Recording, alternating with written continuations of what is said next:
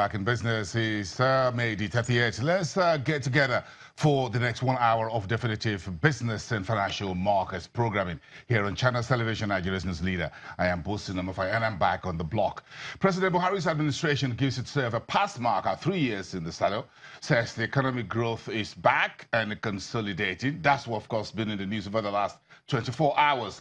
The administration released the detailed footprints in a 40-page document on Monday, devoting 21 pages to the state of the economy, talking about agriculture, infrastructure, ease of doing business, and the financial markets. President Buhari's 3-year report, or fact sheet, however, failed to detail critical economic and human development indices like the country's per capita income, the misery index, the cost of living, inflation, unemployment, access to credit, and a few others. Meantime, there are a lot of thoughts about President Buhari's 3 years as the Nigeria's leader. ProShare Nigeria yesterday put out a tweet and says, in terms of Democracy Day, which was May 29, so taking stock of social well-being and economic freedom, regardless of emerging from a recession, per capita income for Nigeria fell from $2,820 to $2,450. And 2/3 of the chunk of Nigerians who are underemployed have a BSc degree. And Business Day Media yesterday also had a front page that says, inside Business Day, Buharinomics, Nigerians poorer 3 years after. That's how Nigeria's leading business newspaper yesterday captioned the May 29, says Nigerians are poorer 3 years of Buhari's administration in the saddle. And that's on Business Day Twitter at Business Day NG. So what's the way forward, and what's the administration thinking? President Buhari, in his May 29 Democracy Day address, says there will be a better days ahead for Nigeria. He says there are expectations from the ERGP recently launched focused laboratories. Nigeria is looking to a high prospect that the cumulative investments from this phase of the laboratories will hit $32 billion by the year 2025. On agriculture, the president says the strategic food security program of the country has now been built around self-sufficiency and minimization of imports dependency. All right, so that's moving forward. Now let's move forward as far as the, what's the final word as far as we're concerned on budget 2018? We're ending the month of May tomorrow, and that means we have no budget 2018 fully on ground, signed into law by the executive.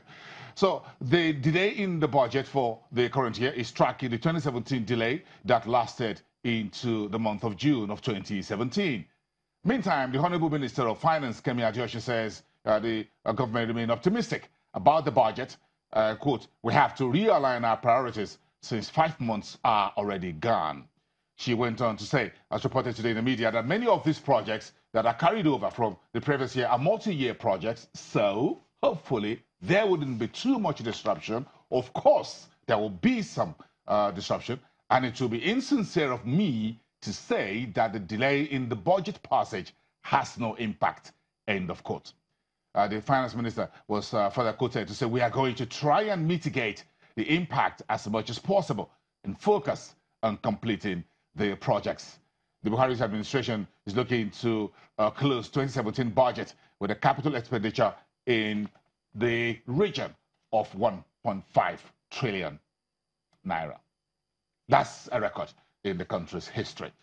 So let's take Buhari's 3 years to the market straight. Ayode Jiebo, who is the managing director and chief executive officer at Afrinvest Securities, is live here in the studios this morning to bring us up to speed as we celebrate Democracy Day.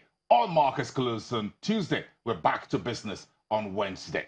Good morning. Yeah, good morning. It's good to have you here. Thanks for having me. 3 years of the Buhari's administration. I'm sure you've read part of this document that the administration spoke glowingly about the FX market, about the Eurobond issuance and restructuring the local treasuries market, 3 trillion naira, and what we've done with the stock market in 2017, a record 40%. So it looks good, all we've done, but we want to have your thoughts on 3 years, or the last 3 years of this administration from the market point of view. Yes, it's interesting. We're looking at the last 3 years from 2015.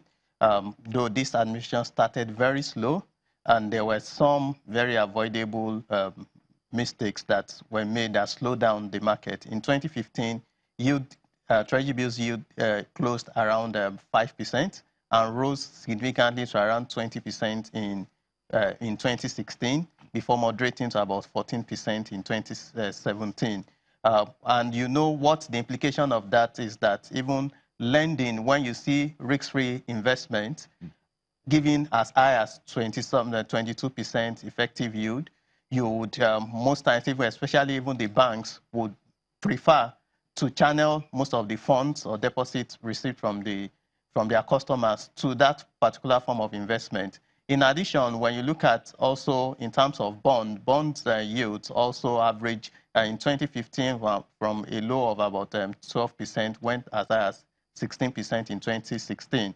And we saw, based on the government's decision to see how to restructure the budget, reducing domestic borrowing and going for more of foreign borrowings, that has helped moderated the rates from towards the end of last year to this year.